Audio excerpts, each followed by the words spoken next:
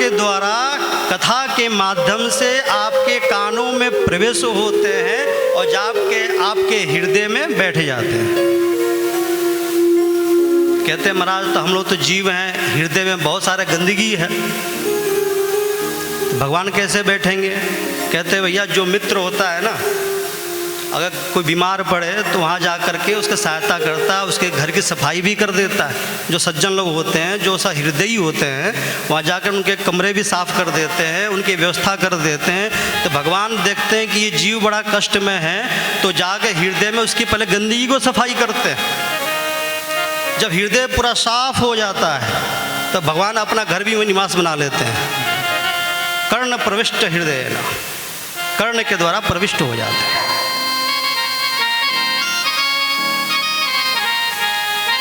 कथा ही है जो भगवान को आपके दरवाजे में खड़ा कर सकती है। गोपियाँ कहती है ना, तव कथा अमृतम तप्त जीवनम, तुम्हारी कथा ही अमृत है, तुम्हारी कथा ही मेरा जीवन है, इसके अलावा मेरा कुछ नहीं। और उन्हीं गोपियों के छछिया व छाछ पे भगवान नाचते हैं, भगवान नाचते हैं। कितनी बड़ी बात है। तो सद्यो हृदय बरुधते कृतिभि शुश्रूभिस्तत्क्षणात्, जब आप कथा को सुनने का लक्ष्य बनाकर जब अपने घर से चलते हैं,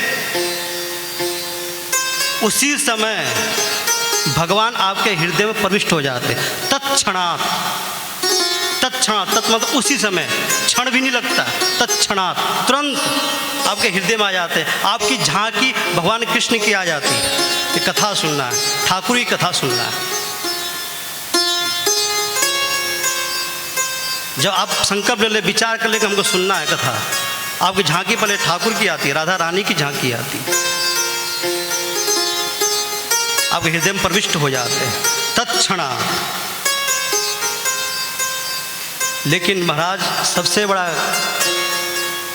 कठिन ये है कि निर्गुण, निराकार, निर्विकार, अनंत, अखंड, अद्वैत भगवान ब्रह्म या सगुण निराकार परात्पर परब्रह्म या सच्चिदानंद अचिंत अनंत कोटि कंदर्प दर्प दलियान भगवान ब्रह्म रूप में आना बड़ा कठिन है, बहुत ही कठिन है।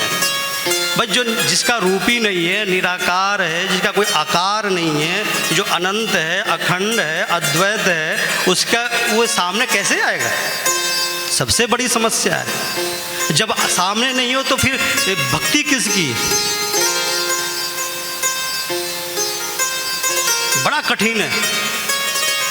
या फिर पतंजलि के योग शास्त्र का अध्ययन करें, फिर उस पर मनन करें, चिंतन करें, फिर योगाभ्यास करें, तब जाके वो स्थिति प्राप्त हो, तब जाके ब्रह्म थोड़ा स्फुरण होता है। नहीं तो साहब बड़ा कठिन है। फिर कैसे ले आएं? क्योंकि वही वस्तु आकर्षित करती है जो वस्तु एक से दूसरी उत्कृष्ट हो। अगर कोई आपने सुंदर रूप देखा तो उससे अगर अच्छा को सुंदर रूप दिखाई दिया तो वह वस्तु आकृष्ट होती। तो हम तो संसार में फंसे हुए, रूप मोह माया में, उस रूप सौंदर्य में फंसे हुए, लेकिन वहाँ से निकलने कैसे निकले? वहाँ से तो उससे भी ज़्यादा सौंदर्य, लावण्य, सौरस्यामृत जो रूप हो, अगर सामने प्रकट हो तब वे रूप छूटे। आपके पास 1 करोड़ 2 करोड़ हो, जब आपके 2 करोड़, तो जब आप 10 करोड़ पाओगे, 2 करोड़ का सौदा आप छोड़ सकते हो। जहाँ का सौदा 10 करोड़ का हो रहा हो, एक जगह 2 करोड़ का हो रहा हो, तो आप 10 करोड़ वाले को पकड़ोगे कि वस्तु उत्कृष्ट को पकड़ते हैं। जीव की ऐसी आदत है, कोई बड़ी चीज़ हो, कोई अच्छी चीज़ हो, उससे अच्छी चीज़ हो उसको पकड़ते हैं। तो निराकार ब्रह्म जो है, अद्वैत ब्रह्म है, जिसका कोई गुण ही नहीं है, तो उसको कैसे पकड़ें? कोई रूप ही नहीं है तो कैसे पकड़ें? तो भगवान जीव का कल्याण करने के लिए साकार रूप का धारण करते हैं।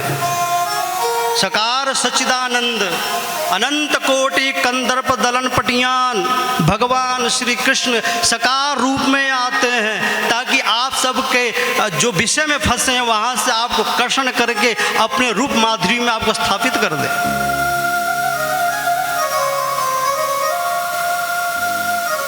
तो ब्रह्म को तो बड़ा कठिन है, सकार रूप तो एक प्रकार सुलभ हो सकता है। जब भगवान राम मिथिला में गए तो वहाँ के जितने भी स्त्रियां थी मिथिला की, भगवान की रूप माधुरी को देख करके सबके नयन भगवान के ही पास रख गए, नैन कहीं गए नहीं। भगवान जा रहे हैं, सब अट्टालिकाएं से देख रही हैं, कोई झरोखे से देख रही हैं, कोई घर से महलों से बाहर निकल के आ गई हैं, उस रूप लावण सौरस्य सौगंधामृत भगवान के दर्शन कर रही हैं। नैन हट नहीं रहे। भगवान श्री राम पुरुषोत्तम चले गए, नैन वहीं पे अटके हुए हैं, नैन वहाँ से हट नहीं रहे। जब ऐसा रूप सामने आए जो आपके नैन हट ही ना सके, तो ऐसा रूप सकार में ही हो सकता है। तो सकार रूप भगवान लेकर आते हैं, सकार रूप लेकर के आते हैं।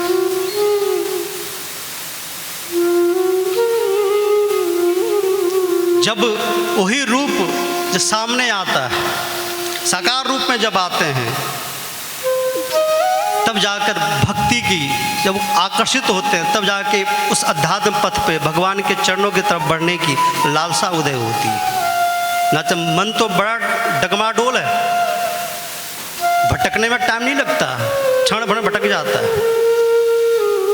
तो उस रूप माधुरी को दर्शन करते हैं। उस रूप माधुरी को देखने के लिए भगवान भक्तों को अपने कृपा बरसाने के लिए भक्तों के ऊपर सकार रूप में अवतरित होते हैं।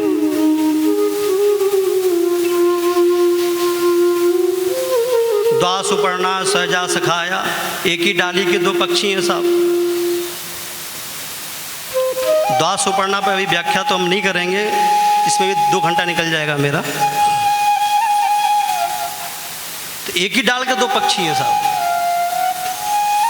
मित्र हैं, जीव आत्मा। भगवान अपने मित्र को कैसे छोड़ सकते हैं, जीव को कैसे छोड़ सकते हैं? जीव तो सेवक है, भगवान का दास है, कैसे छोड़ सकते हैं? तो भगवान उन जीवों को कल्याण करने के लिए सकार रूप में आते हैं। मतलब ब्रह्म का सकार रूप में अवतरण होना, मतलब जो ऊंचा पद हो उस पद से थोड़ा छोटे पद पे नीचे आ जाना, ताकि सबके लिए सुलभ हो जाए। वह सकार रूप भगवान। तो सुखदेव कहते हैं, परीक्षित, कलयुग में तो बड़ा कठिन मामला है, न यज्ञ हो सकता है, न अनुष्ठान हो सकता है। कि पढ़ाई यजमान ब्राह्मणों को सौंप देते हैं कि आप अनुष्ठान करके, यजमान का मन ही नहीं लगता। तो इसमें मन बड़ा घूमता फिरता रहता है। तो कलयुग में तो बड़ा ही मुश्किल है। सतयुग में ध्यान की महिमा है। सतयुग में भगवान ध्यान करने से मिल जाते थे। त्रेता में यज्ञ अनुष्ठान बड़े बड़े यज्ञों से मिलते थे, तब जाकर भगवान सुलभ होते थे। द्वापर में पूजा अर्चना से भगवान मिलने लगे। क्यों? कि सतयुग में सतोगुण की प्रधानता होती है। सतोगुण, अगर आपका हृदय साफ हो, अंदर गंदगी न हो, वासनाएं न हो, तो आप जैसे कि आप अंधकार में जा रहे हो, आपका प्रकाश हो साथ में, तो वस्तु दिखाई दे जाती।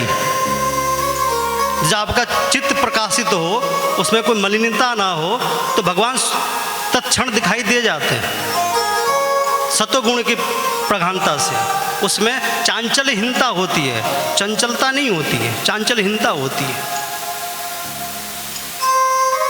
प्राय मन उसमें लगा रहता है, ध्यान किया और भगवान मिल गए, प्रकट हो गए। लेकिन सत्वगुण में जाकर रजोगुण और मिल गया त्रेता में। रजोगुण में थोड़ा चांचल्य है, उतनी जितना चमक सत्वगुण में था उतना उसमें हल्की सी मलिनता आ गई, थोड़ा सा वासनाओं ने घेर लिया, थोड़ा मोह माया थोड़ा सा आ गया, उसमें मलिनता आ गई। तब यज्ञ अनुष्ठान इत्यादि से पूर्व मीमांसा के आचार्यगण बड़े बड़े अनुष्ठानों से वाजपेय, अश्वमेध इत्यादि यज्ञों से उसका आराधना भगवान की करते थे। यज्ञों का फल ही भगवान को प्राप्त करना है। स्वर्ग की कामना तो थोड़ा निम्न स्तर का है, यज्ञ का फल भगवान की प्राप्ति है। द्वापर आया, तमोगुण मिल गया, सतगुण, रजोगुण, तमोगुण, उसमें और मलिनता आ गई। उसमें पूजा अर्चना से भगवान मिलने लगे, क्योंकि ध्यान हो नहीं पाता था, बड़े बड़े अनुष्ठान नहीं होते थे, यज्ञ नहीं होते थे। जैसे ही कलयुग प्रवेश हुआ, तम का प्रकोप बढ़ गया महाराज। न महाराज शुद्ध जल नहीं, शुद्ध दूध नहीं, शुद्ध घी नहीं, कैसे अर्चना हो? गौवें कट रही हो देश में, अनुष्ठान यज्ञ होते हो, कैसे हो? गौ में ही बड़ संकटता है, शुद्ध देसी गाय उपलब्ध नहीं है, बड़े बड़े यज्ञ करना हो तो घी उपलब्ध नहीं हो पाता।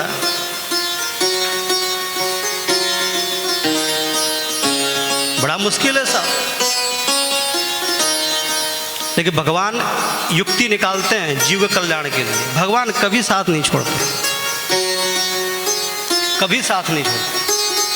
कोई ना कोई युक्ति ऐसे निकाल देते हैं ताकि उस नौका को पकड़ के वो जीव वहाँ से पार हो जाए, भव सागर पार कर जाए, भव सागर से भाव सागर में आ जाए।